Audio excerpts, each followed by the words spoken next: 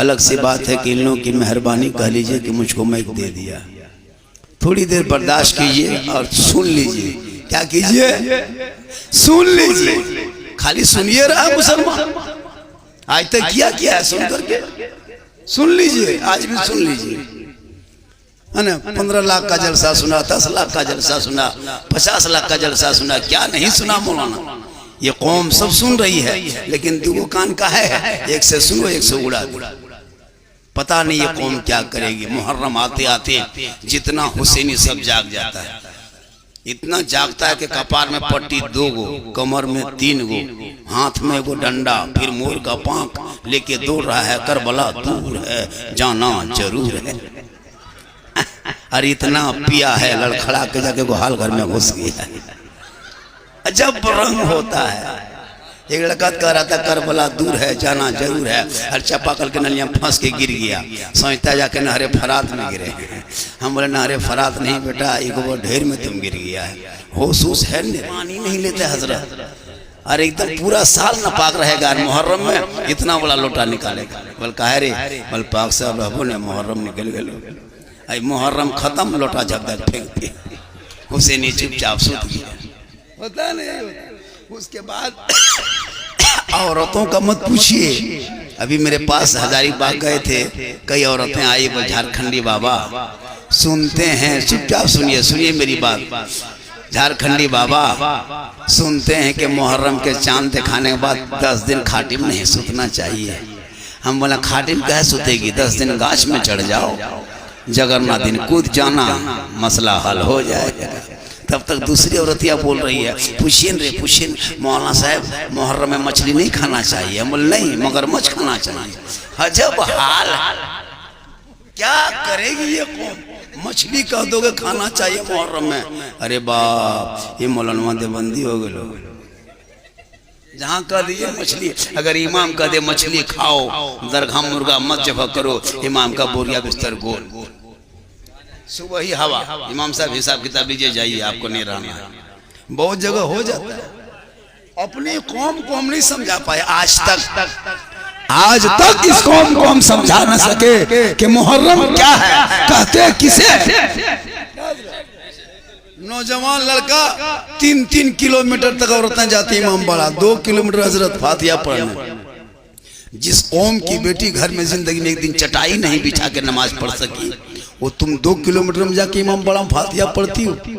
मौलाना कह दे ये इमाम बड़ा में औरतों को जाना, फातिहा जाके भेजना, आना जाना ये मना है। लेकिन ये मौलाना तकरीर कर दे आपके गांव वाला तो छुट्टी। हम लोग को क्या छुट्टी कराएगा, हम तो गाड़ी लेके आए, हवा हो जाएगा। हक अगर बयानी कर दे, हक बोल दे, सुभान अल्लाह। एक जगह का मौलाना साहब, अगर दरगाह में मुर्गा नहीं जब करेंगे ना, तजिया नहीं उठाएंगे, ढोल नहीं बजाएंगे, मिट्टी नहीं रखेंगे, दफन नहीं करेंगे, खसी पठा नहीं देंगे, क्या होगा जानते हैं? बोले क्या होगा? बोले इमाम पाक आएगा और बड़का लड़का मार देगा, चाहे बहू को पागल कर देगा, चाहे नाती पोता को ना बर्बाद कर देगा। ये कहता है ना। अच्छा बोलिए, इमाम पाक का यही काम है? इरफान रजा मुजाहिदी, रुस्तम कमाली, मुकर्रिर सदाबहार इकरामुल हक निज़ामी साहब, वाह। इन्हीं उलमा की वजह से आज जिंदा है दुनिया। सुन लीजिए, जिंदगी जो देख रहे हो इन्हीं उलमा की वजह से। हम लोग की तनख्वाह सुनिएगा, एगो राजा ने प्राइज रखा था कि जो हाथी को रोला देगा उसको 1 लाख इनाम देंगे। सब लोग अपने दुख जाके बयान किया है, हाथी जी मेरा ये दुख है, मेरा बेटा मर गया, हमारी नौकरी नहीं है, हम ये हो गए। हाथी चुपचाप टस से मस नहीं। एगो मौलवी साहब गए और हाथी कान में जाके फुसफुसा दिया। हाथी दहाड़े मार मार कर रोने लगा। राजा ने कहा हाँ मौलवी साहब, सबने अपनी अपनी बात सुनाया, दुख सुनाया, हाथी नहीं हिला, तुमने क्या कह दिया कि हथियार रोने लगा? कहा राजा साहब हमने कुछ नहीं कहा, खाली अपनी तनख्वाह बता दी हाथी को, तो हाथी को इतनी तकलीफ हुई कि हाथी मेरी दुख से रोने लगे। इमाम की तनख्वाह सुन ले तो हाथी रोने लगे, लेकिन इस सदस्य नहीं रोएगा। हाथी रो जाता इमाम की दुख से। अच्छा 6-7 हजार रुपया तनख्वाह, कसम खुदा भारत में अंग्रेज इतना नहीं सताया था। फांसी देता था, चलो फांसी दे दो, लेकिन ये 7 हजार 5 हजार बहुत गहरा गोहरी करो तब 6.5। कसम खुदा की लुंगी समटा समटी फटा फटी तब साथ कहिएगा 8 दीजिएगा मल मौलाना साहब अभी तरह तो निकल बहुत मौलवी मिलो, लेकिन ये कमजोरी आप लोगों की नहीं हमारे उलमा में है। अगर हम लोग एक ऑफिस बना लेते, एक कार्यालय बना लेते, एक तंजीम बना लेते और उसी के तहत चलते, कसम खुदा की एक मौलाना तनख्वाह 15,000 से शुरू हो जाए जी, कोई हिलता नहीं, हक है। लेकिन माशाअल्लाह आज अकीका साहिब खाना इन्हीं के ना, आपका बेटा बेटी ना, अच्छा अच्छा, तो सास ससुर आलो कि नहीं आलो? अच्छा, खबर कर दी कि झारखंड में बैठ गए लोग माशाल्लाह। हम देखते हैं जब अकीका होता है ना तो जिनके घर का मेहमान आता है ना, मेहमान खुशी से ज्यादा इनाम देता है ना। अरे माशाल्लाह सुभान अल्लाह। हमारे यहाँ खसी को 7 बजे सुबह कुर्बानी दिन हार पहना देते हैं, 8 बजे खत्म हो जाता है। खसिया फिर नहीं पाते हैं दोबारा, कहीं ऐसा ना हो। माशाल्लाह इमाम साहब इसको विश्वास के रखिए हो, बड़ा अच्छा माशाल्लाह। तो अकीका सुन्नत है, क्या है बोलिए नो। हालांकि मैं काफ़ी थका हूँ, आवाज़ फंसी है, लेकिन ये हमारे उलमा किराम बैठे हैं, ये हमारे उलमा किराम, इन लोगों की तनख्वाह बढ़ाइए। और जब भी स्टेज पे आ जाए ना, हाजिरी भी दे, लोकल भी रहे, इमाम भी रहे, लेकिन इन लोगों को भी नजराना दीजिए। पेट्रोल गाड़ी जला जितना हो सके 300 500 जो हो, लेकिन माशाल्लाह ऐसा नहीं कि अरे देख रहे मुख्तार सेठ का भाई लोग हैं, अरे के गो भाई है। अरे जब 7 भाई, अल्लाह ताला सबकी उम्र में बरकतें अता फरमाए। 7 भाई, कितने मेहमान आया होगा, एगो झोला दो रे हमको पैसा रखेंगे। 7 भाई जलसा, अब हाथ में नहीं झोला निकालना पड़ा। ये हमारे उलमा किराम बैठे हैं माशाल्लाह, कहिए सुभान अल्लाह। तो अकीका क्या है? सुन्नत है।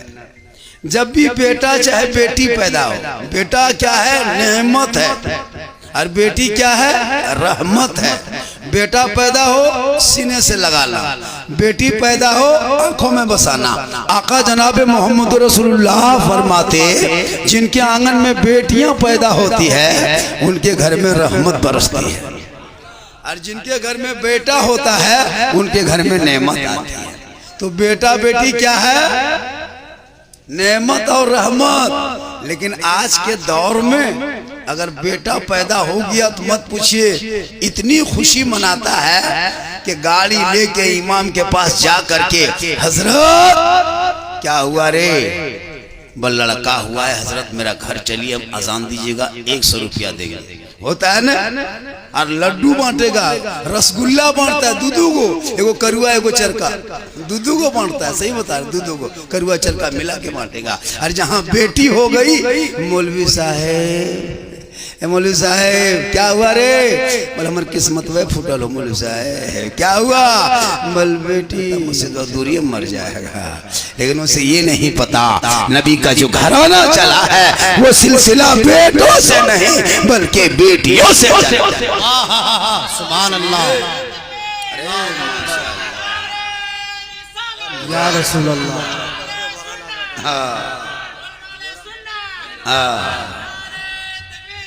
अभी एक जगह गए, मुहर्रम में एक जगह गए, कहा झारखंडी साहब इमाम साहब को थोड़ा फातिहा करने भेज दीजिए।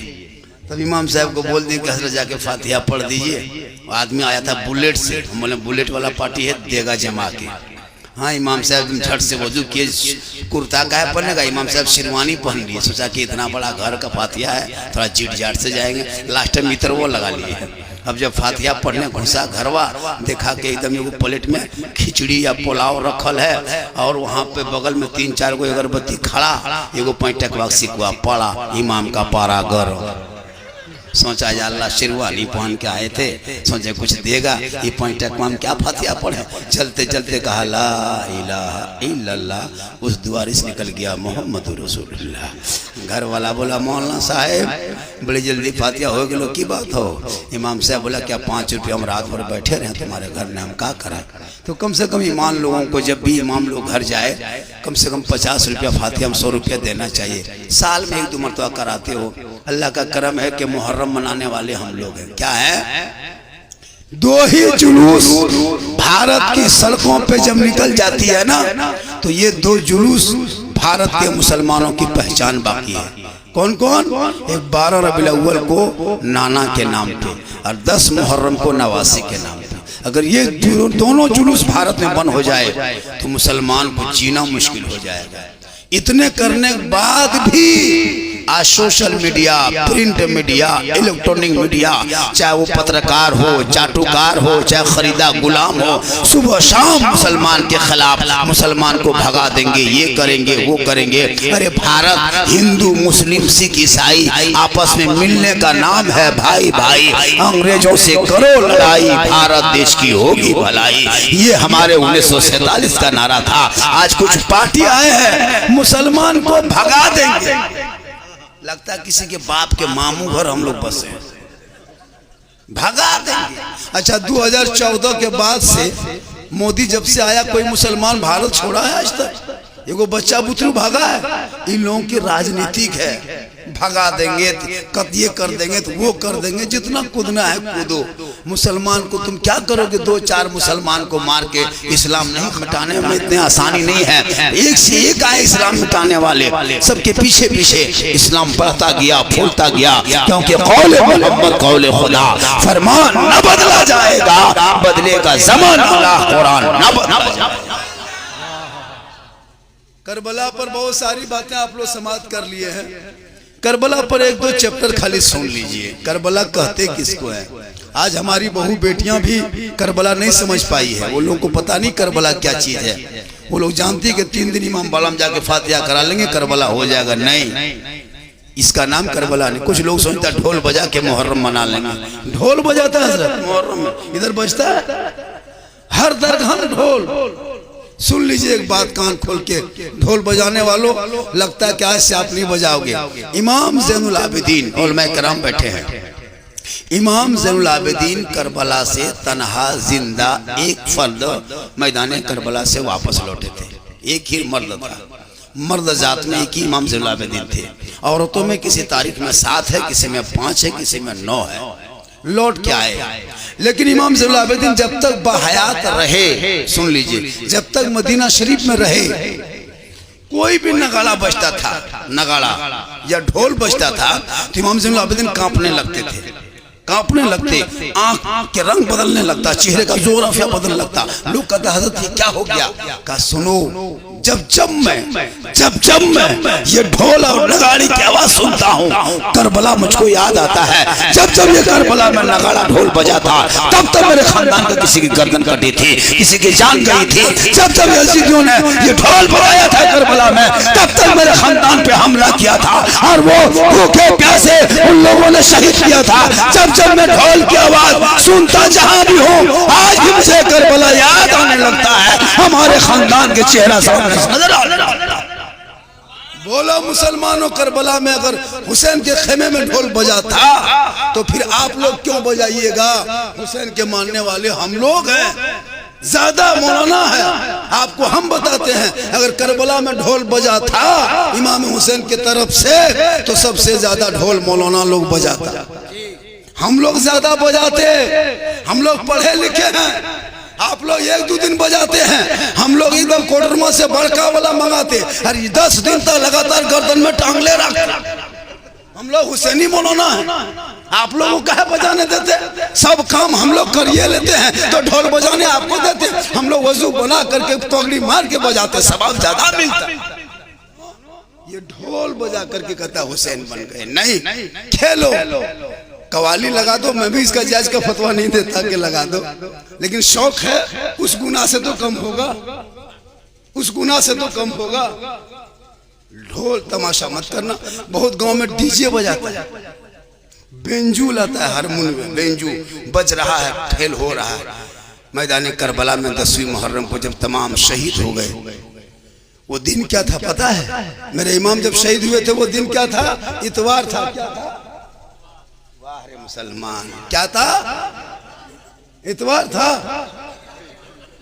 वाह रे मुसलमान, जुमा था। क्या था? हाँ, मेरे इमाम पाक शहीद हुए थे, वो दिन क्या था? जुम्मा दिन था, मैदान कहाँ था? बांग्लादेश में। कहाँ? बांग्लादेश। कहाँ? करबला कहाँ है? नेपाल में। वाह रे मुसलमान। मैदान करबला है ना, मुल्क के शाम अभी बहुत कट गया, सीरिया उसी में था, रोमान उसी में था, बहुत सारे मुल्क था उस टाइम में, अब तो कट गया है। और करबला से मक्के की दूरी कितना है? 1750 किलोमीटर। कितना है? करबला और मक्का की दूरी 1731 किलोमीटर। सफर करोगे ऐसे पैदल तो बहुत दिन लगेगा, लेकिन मेरे इमाम पाक गए थे बाल बच्चों को लेके। कभी करबला पर महफिल सजाना, हर गांव में 10 दिन महफिल सजाना, 5 दिन सजाना, और एक एक चैप्टर सुनना हॉल वालमा से। क्या कोई मदीना से शुरू करेंगे मक्का तक, मक्का से फिर करबला तक, करबला के बाद 10वीं मुहर्रम के बाद फिर मदीने तक, सब हालात आपको बताएंगे। अब ऐसा होता है कि कोई एक चैप्टर बताते, कोई 2 चैप्टर बताते, तो बात समझ में नहीं आती है। तो इमाम पाक शहीद हुए थे 61 हिजरी। इमाम हुसैन की उम्र 22 तारीख में 55 साल 8 महीना, किसी तारीख में है 56 साल 4 दिन। करबला के वाक़या में कितना हो गया? 1342 साल, 1384 साल, 1384 साल हो गया। लेकिन आज बड़ी बड़ी लड़ाई हो गई, सब खत्म। बर्मा में लोगों को जला दिया, लोग भूल गए। सीरिया में कत्लेआम हुआ, लोग भूल गए। इराक में बहुत कुछ हुआ, लोग भूल गए। लेकिन मेरे इमाम पाक के खानदान अपने जान को जब मैदान करबला में दिए, आज भी ऐसा लगता है, आज भी हर सुन्नियों के दिल में ऐसा लगता है हमारे इमाम पाक कल ही शहीद हुए हैं। इतना ताजा है। करबला के मैदान में नाम यजीद इतना गुम हो गया, इतना गुम हो गया कि आज तक किसी ने अपने बेटे का नाम यजीद नहीं रखा। हुसैन इतना छाया, घर घर छा गए। इसीलिए तो शायर ने पूरे करबला को समेट दिया कि कत्ले हुसैन असल में मर के यजीद है, इस्लाम जिंदा होता है हर करबला। मैदान करबला में 10 मुहर्रम को, जिस दिन हम लोग मेला लगाते, मेरी माँ बने तू सुनना खास करके, 10 मुहर्रम जिस दिन यौम आशुरा हम लोग कहते हैं। और अक्सर मेला कब लगता है? जोहर और असर के बीच में भीड़ होती है। और उसी तारीख में है कि जोहर और असर के बीच में मेरे इमाम शहीद हुए थे, या किसी में 12 बजे से 1 बजे के बीच, किसी में है असर और मगरिब के बीच, लेकिन अक्सर तारीख है कि जोहर और असर के बीच इमाम पाक शहीद हो गए थे। जब मेरे इमाम शहीद हो गए यौम आशुरा के दिन 1061 हिजरी में 56 साल की उम्र में मैदान करबला में दुश्मनों के बीच में जब शहीद हो गए, उनके बाद करबला में तलवार नहीं चली। जब तलवार नहीं चली तब क्या किया? यजीदों ने इमाम पाक का सर को ले लिया, गर्दन से बदन से अलग कर दिए और लेके अपने खेमे में चले गए। और अपने खेमे की तरफ 100, 200, 500, 1000 खेमा होगा, चूंकि 22,000 फौज था, इधर तो 72 थे, खेमे की तरफ लेके चले गए। असर मगरिब का टाइम था, पूरे खेमे में जश्न का फतह था, सब यजीदी लोग कूद रहा था। इमाम पाक का सर कोई ये ले रहा था, कोई वो ले रहा था, कोई ये ले रहा था, सब ले लेके कूद रहा था कि देखो मैंने बागी का सर कत्ल किया, सर कलम किया बागी का। कोई नहीं कहता था इमाम हुसैन का, सब कहता था बागी का, चूंकि लोगों को पता नहीं था कि अगर ये बात कह देंगे तो हो सकता है खलफशार मच जाए। यही मामला चलते गया, आखिर असर मगरिब के बीच हो गया। तमाम मैदान करबला में सन्नाटा छा गया, एक भी हवा नहीं, पत्ता भी नहीं हिलता, सब चुपचाप गुमसुम है। मैदान करबला में इमाम हुसैन के खेमे में एक बेटा ज़ैनुलाब्दीन कई दिन से बीमार खेमे के अंदर कर्रा रहा है। करबला की लड़ाई खत्म हो गई, सुनसान बयाबान रेगिस्तान चटियल मैदान की तरह पूरा करबला में सन्नाटा छाया है। यजीदी अपने अपने कैंप पे जश्न फतह मना रहा है। इमाम हुसैन के खेमे में गम में सब औरतें डूबी हुई है, बेटी गम में डूबी है, बीवी गम में डूबी है, बहन गम में डूबी है, दुख्तरे मुस्लिम वो भी गम में डूबी है। इमाम ज़ैनुलाब्दीन के अगल बगल सब औरतें बैठ गई और सोचने लगी अब क्या होगा, अब क्या होगा। असर मगरिब का बीच होने वाला है, 4 दिन हो चुका है, अब तक किसी औरतों ने पानी तक नहीं पिया। गौर करो मेरी माँ बहने, 4 दिन तक अब तक किसी ने पानी नहीं पिया है। सैयदा ज़ैनब भी चुपचाप सर को नीचे किए हुए इमाम ज़ैनुलाब्दीन को देख रहे मैदान करबला में। इतने में एक औरत निकाब पहनकर दौड़े अंदर आई, पीछे से आवाज देती है, ए ज़ैनब अस्सलाम वालेकुम। ज़ैनब सोच पड़ी, या अल्लाह करबला में सलाम किसने किया? जब से मैं करबला आई मेरे बच्चों को मारा, मेरे भाई को मारा, मेरे बेटे को मारा, सबको शहीद किया, ये सलाम करने वाली कौन? सैयदा ज़ैनब पीछे मोड़ के देखती है, एक नकाबपोश औरत मैदान करबला में चुपचाप खड़ी है, उसका बदन हिल रहा था, अंदर से वो औरत रो रही थी। सैयदा ज़ैनब फरमाती, आप हैं कौन? कहा, ए ज़ैनब, ये कहते कहते कहते मैदान करबला में 10वीं मुहर्रम को यौम आशुरा के दिन, जिस दिन हम लोग मेला में घूमते हैं, अखाड़ा करते हैं, सब लोग गली कुचा छोड़ के डंगाल चले जाते हैं, उस वक्त असर मगरिब के बीच में मैदान करबला में 4 दिन के बाद एक गिलास पानी नोमान बिन बशीर की बीवी निकाब के अंदर चेहरे को छुपा करके कपड़े में उस पानी का गिलास ढक करके असर मगरिब के बीच में मैदान करबला में आके खड़ी होती है। ए ज़ैनब, 4 दिन हो गया है, तुम लोगों ने किसी ने पानी नहीं पिया है ज़ैनब। ए ज़ैनब, अगर तू करबला से प्यासी चली गई ना ज़ैनब, तो कल तेरी माँ फातिमा ज़हरा को हम मुंह क्या दिखाएंगे। ए ज़ैनब, इसी करबला पे बैठ के एक घूंट पानी पी ले। गौर करो मेरी माँ बहने, सैयदा ज़ैनब है, पानी का गिलास देख के चुपचाप गुमसुम है। हज़रत नोमान बिन बशीर की बीवी फरमाती है, ए ज़ैनब, मैं अहले बैत से मोहब्बत करने वाली हूँ। मेरा शोहर कूफा का गवर्नर था, इब्ने ज़ियाद को आके मुतय्यन किया और मेरे शोहर को माजूल कर दिया। ए ज़ैनब, तेरे भाई हुसैन करबला में बैठ के पानी पी ले। इतना कहना था, सैयदा ज़ैनब उस पानी का गिलास पकड़ लेती है और पकड़ने के बाद पानी को देखती है, देखते देखते सोची है, चलो एक घूंट पी लेते हैं, ताकि पीने के बाद जो सांस लेने में तकलीफ हो रही है। 4 दिन के बाद एक गिलास पानी मैदान करबला में 10वीं मुहर्रम को जुम्मा के दिन में असर मगरिब के बीच में सैयदा ज़ैनब के हाथ में, कौन ज़ैनब? वो इमाम हुसैन की बहन ज़ैनब पकड़ती है, होंठ पे लगाती है। थोड़ी देर के बाद जो ही पानी का गिलास मुंह में लगाती है, सैयदा सकीना इमाम हुसैन की बेटी जमीन में सोई थी, सिसक पड़ी। ज़ैनब ने गिलास को मुंह से हटा दिया, कहा, ए बेटी, ये गिलास तू पकड़, पहले तू पी ले, पानी बचेगा तो हम पी लेंगे। गौर करो मुसलमानों, 4 दिन के बाद सैयदा ज़ैनब एक गिलास पानी मुंह में लगाती है, लेकिन पानी अंदर नहीं ले जाती है, वो गिलास फिर सैयदा ज़ैनब को दे देती है, सैयदा सकीना को देती है। सैयदा सकीना उसी गिलास को पकड़ती है, कांपते हुए हाथों से। 6 साल की नन्ही बेटी है, इमाम हुसैन चले गए, बेटी तन्हा करबला में रह गई, अब किनको बाबा कहेंगे? उस बेचारी उस सकीना को क्या पता था। आखिरकार सैयदा सकीना पानी पकड़ती है, होंठ पे लगाती है। इतने में ज़ैनुल आबिदीन खेमे से कर्रा उठे, जो ही कर्राहट की आवाज आई, सैयदा सकीना बोल पड़ी, फूफू जान, ये पानी मुझे मत पिलाना फूफू, ये पानी मुझे बाद में देना फूफू, पहले मेरे भाई को पिला देना फूफू, कई दिन से मेरे भाई बीमार हैं, कितनी प्यास लगी होगी फूफू, ये पानी हम बाद में पिएंगे।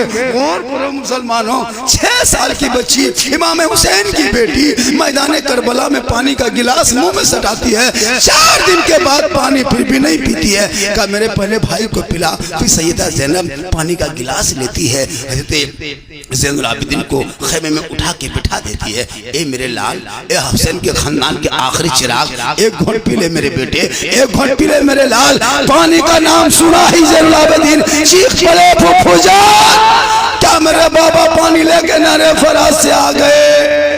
कहा बेटा, अब तेरा बाबा करबला में पानी लेके नहीं आएगा, तेरा बेटा तो नाना रसूलुल्लाह के तेरा बाबा गोद में बैठ के हौज़े कौसर पी रहा है।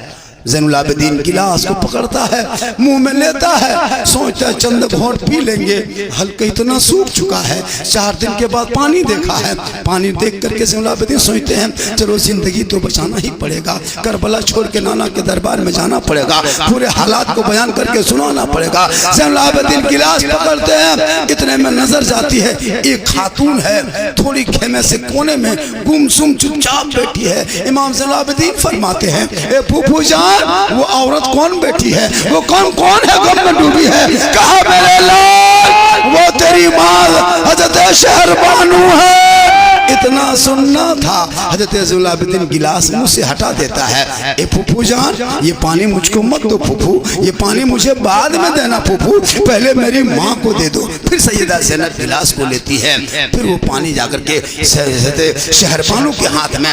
गौर करो मेरी माँ बहने, 4 दिन के बाद एक गिलास पानी मैदान करबला में होंठ पे लग रहा है, अंदर नहीं जा रहा है। सैयदा के होंठ पे, सकीना के होंठ पे, ज़ुलाबिद्दीन के होंठ पे, अंदर नहीं जा रहा है वो गिलास। आखिर में इमाम हुसैन की बीवी शहरबानों के हाथ में, बीवी शहरबानों गिलास लेती है।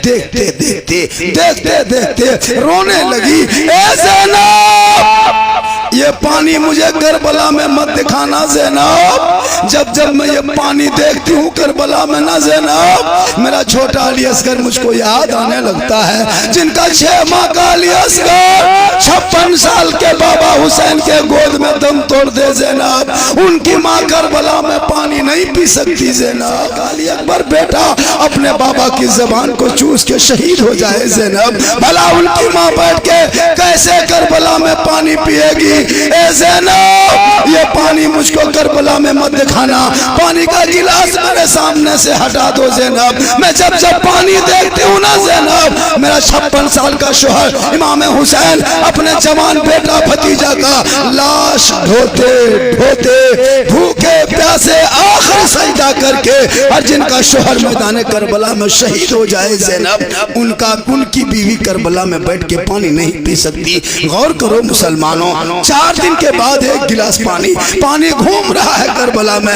यौम आशुरा के दिन दुनिया देख के कर रही है, और दुनिया वालों क्या देखता है? सब्र देखना हो तो करबला देख लो, मोहब्बत देखना हो तो करबला देख लो, इबादत देखना हो करबला देख लो, तिलावत देखना हो करबला देख लो, नमाज देखना हो करबला देख लो, रोजा देखना हो करबला देख लो, सजदा देखना हो करबला देख लो, भाई बहन का प्यार देखना हो तो करबला देख लो, बाप बेटे की मोहब्बत देखना हो तो करबला देख लो, चचा भतीजे की उल्फत देखना हो तो करबला देख लो, मामा भांजे का प्रेम देखना हो तो करबला देख लो, शौहर बीवी का प्यार देखना हो तो करबला देख लो।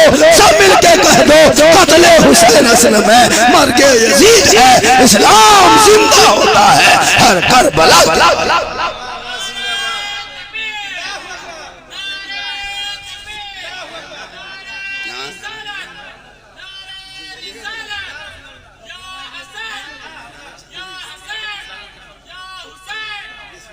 इसलिए